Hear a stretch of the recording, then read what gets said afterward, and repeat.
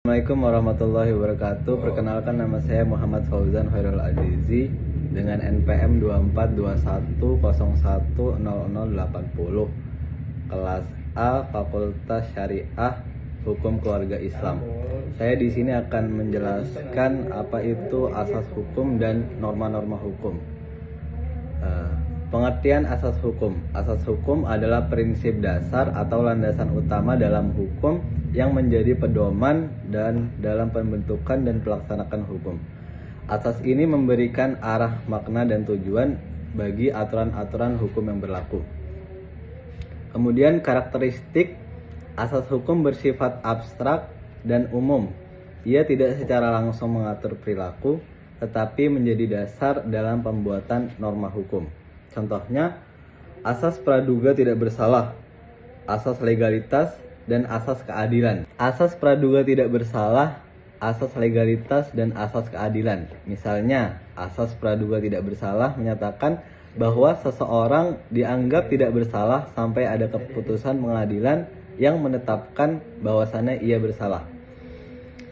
Hukum juga tentunya memerlukan sebuah landasan dalam proses pembuatan dan penetapannya. Supaya lebih jelas lagi, berikut ada pemaparan dari ahli hukum. Yang pertama ada Van der Velden. Van der Velden mengartikan asas hukum merupakan tipe putusan hukum. Merupakan tipe putusan tertentu yang bisa digunakan sebagai tolak ukur untuk menilai situasi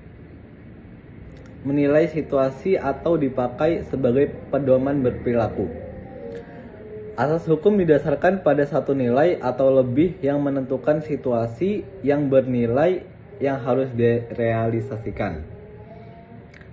Asas hukum adalah pikiran dasar yang abstrak dan luas yang menjadi latar belakang dan ada dalam peraturan konkret setiap sistem hukum yang kemudian menjadi peraturan perundang-undangan dan keputusan hakim.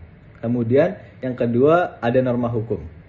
Apa itu norma hukum? Norma hukum adalah aturan atau prinsip yang mengatur perilaku masyarakat dalam suatu sistem hukum. Norma hukum dapat